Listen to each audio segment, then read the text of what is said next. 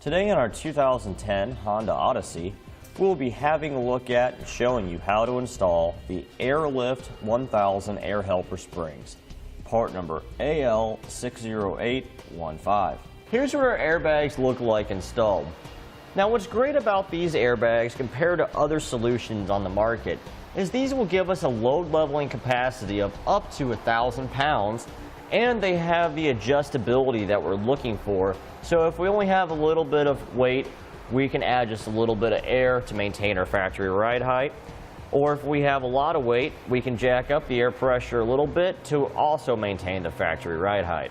These bags support air pressure between 5 and 35 psi, giving us the adjustment range that we're looking for to maintain the ride height and give us the comfort and the stability that we're looking for. Now these airbags aren't going to give us an additional 1,000 pounds of load capacity.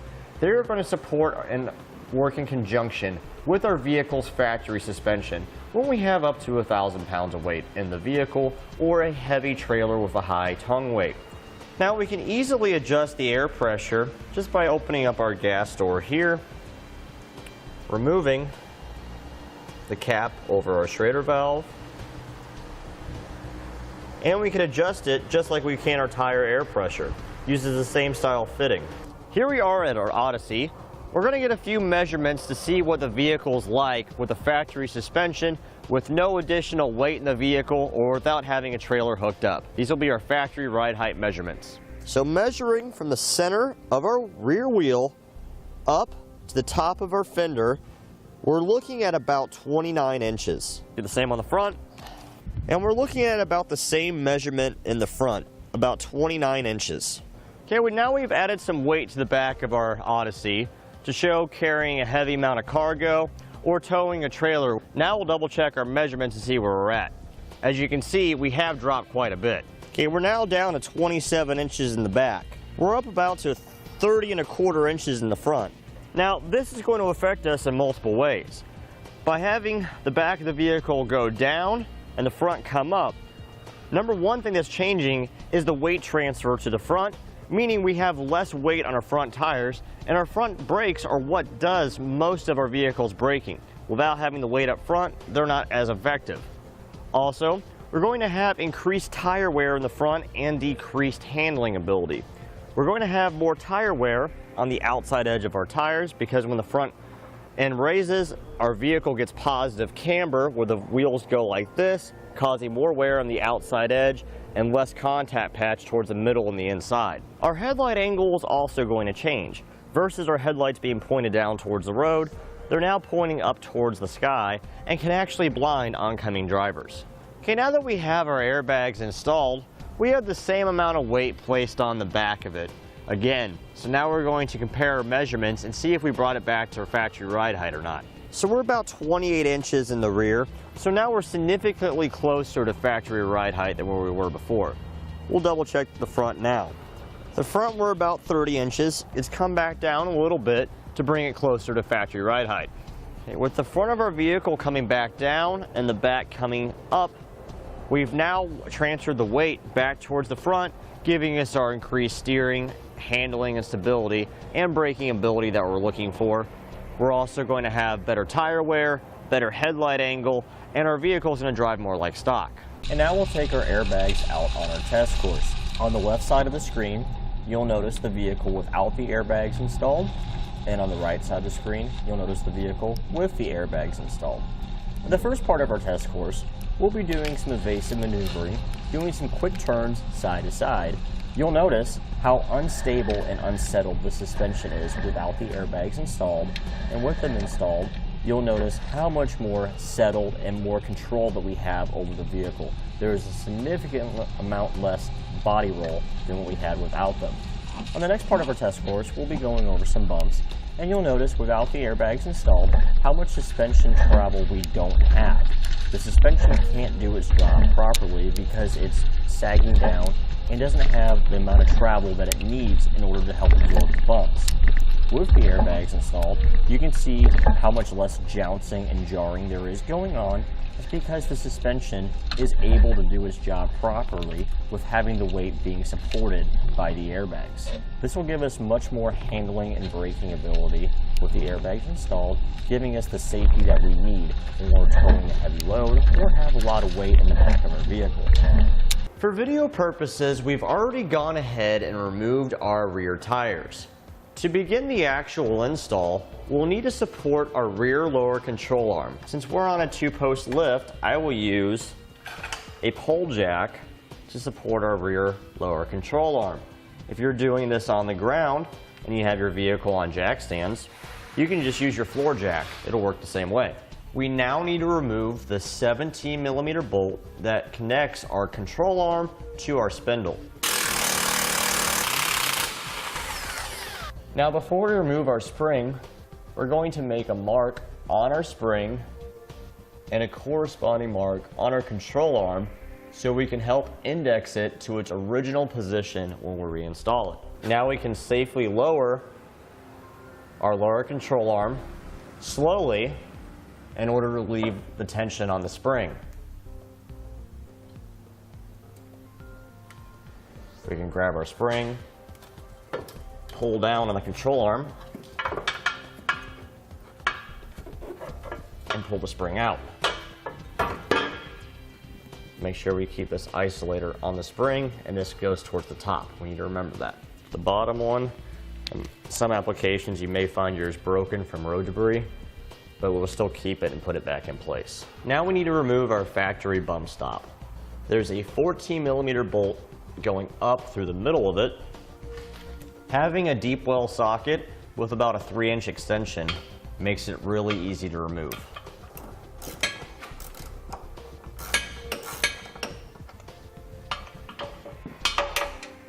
Now on the underside of our lower control arm in this circular area, we'll take our template that we cut out from the instructions, place it inside, making sure that our location hole is closest to the center of our vehicle, and we'll use this as a guide to drill a pilot hole.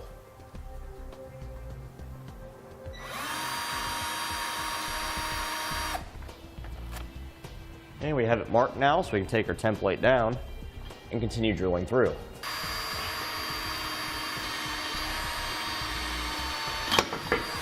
Okay, now we need to enlarge our hole to the size indicated in the instructions. For that, I'm going to use a step bit.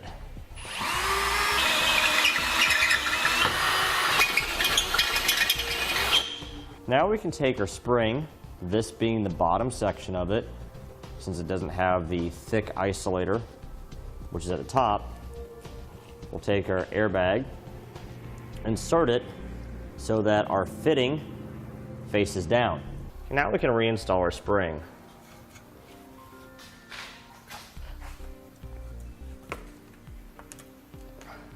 Okay, with our spring now inside of our control arm, we'll make sure our marks are as close together as possible to ensure proper alignment, and we can start to raise our lower control arm back into position.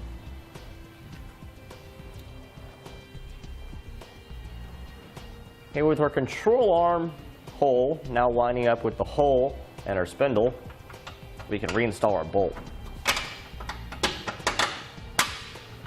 Now before we impact our bolt down into position, we want to make sure we turn it a few times by hand to make sure it starts easily and won't cross thread. Okay, with our control arm now secured to our spindle, we can now safely remove our jack that was supporting the weight. Right now that we have our driver's side airbag assembly in place, we'll do the same for the passenger side. Okay, we are looking at our passenger side airbag assembly. You can see where our airline fitting comes through the hole that we drilled. Take one end of our tubing and we'll slide it onto our fitting. Now we'll take one of our clamps, squeeze it with a pair of needle nose pliers, and we'll insert it onto our airline, and then we'll work it all the way down the airline towards our fitting. We'll now slide it all the way up until it clamps the hose to the fitting. Now we'll take our heat shield, slide it onto our airline tubing, and we'll just work it down close to our passenger side by the exhaust. We'll just slide it in this general area for right now. We can adjust it as necessary. Now we're going to route our airline tubing over towards our driver's side. We'll show you what it looks like once we're done. So our airline tubing, we left a little slack in it. Our suspension's at full droop right now, so we don't need to worry about it touching right here. Once we have weight on the suspension, it's going to go up and even create more slack. We routed it up, leaving our heat shielding right in this position because this is the closest point of contact to our exhaust. Goes over our subframe, and we have it zip tied to a wire for our ABS sensor on top of it. Zip tied to this wiring harness here for a few sensors. Goes over our subframe, and then it comes out next to where our fuel filler neck is. Now we'll cut off our excess airline tubing.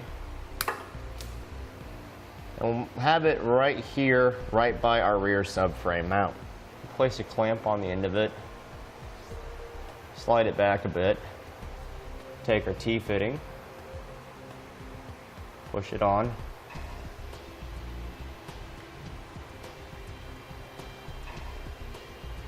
Okay, once we have our tubing on our fitting enough, we'll slide the clamp onto the end to secure it to the fitting. We'll place a clamp about an inch down on our segment of airline tubing that we have left over, and we'll push this onto our driver's side airbag fitting. Okay, with that all the way up now, we'll secure the clamp.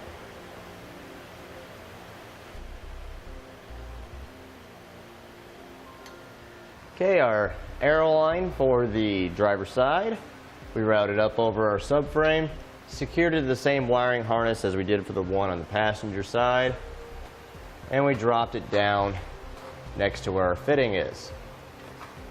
Measure off how much we're going to need. Cut off the excess, stick a clamp on it, secure it to our T-fitting.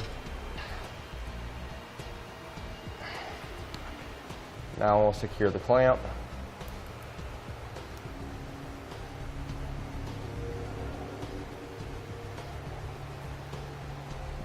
Now we'll take our clamp, one end of our leftover airline, stick the clamp on, connect it to the other end of our fitting.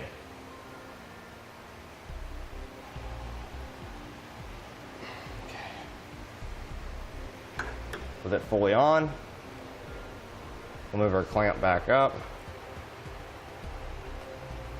and secure it.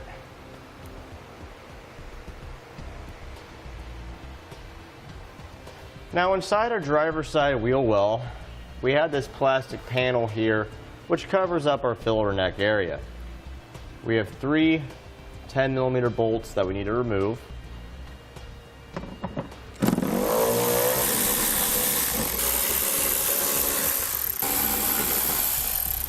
And then we'll have 4 plastic push pin fasteners like this one that we need to remove.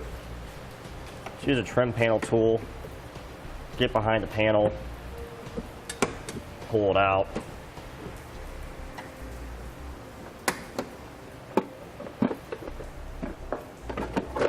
Then we can pull the panel down and out of the way. Okay, with our gas door open, we're going to drill a pilot hole right in this area here so we can mount our inflation valve. Okay, with our pilot hole made, we'll now enlarge it to the size indicated in the instructions.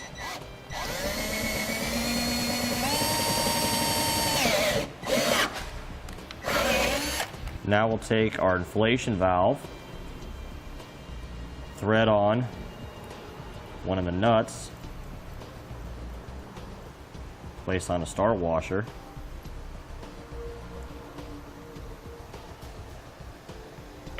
insert it through the hole, place on the rubber washer, followed by the flat washer, and we'll thread on a nut. Now we'll tighten down our fitting. We'll use a wrench on the back side, use a 13 millimeter or a 1/2 inch, and we'll use a socket on the front side.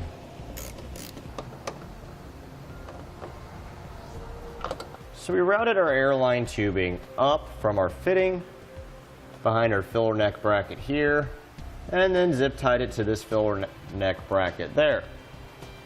We will now measure off how much of our hose we will need. Cut off the excess, take our final clamp, put it on our tubing, and we'll push our tubing onto our fitting. And then secure it with the clamp.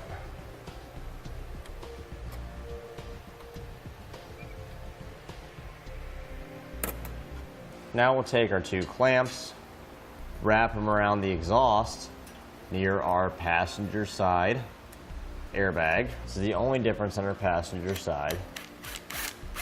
Let's get these started. This is our heat shield.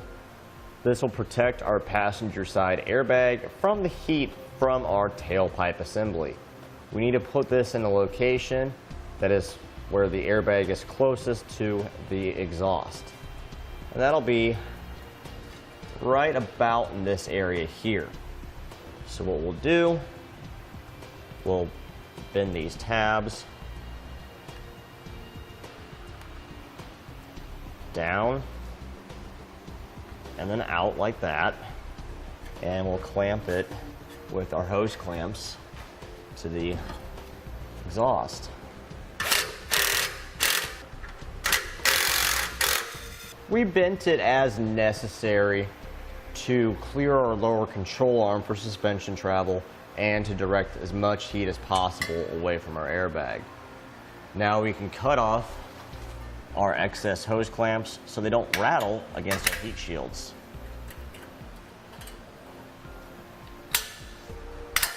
Now we will inflate our airbags to 35 psi and check for any leaks.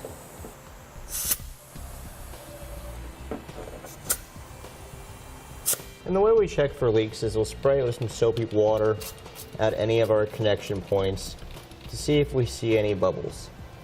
If we see small bubbles, that's okay. If we see large bubbles, that means we have a leak.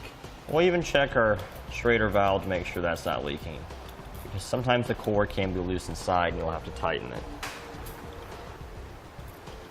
Okay, with no leaks found, it's now safe for us to reinstall our panel back into its proper position.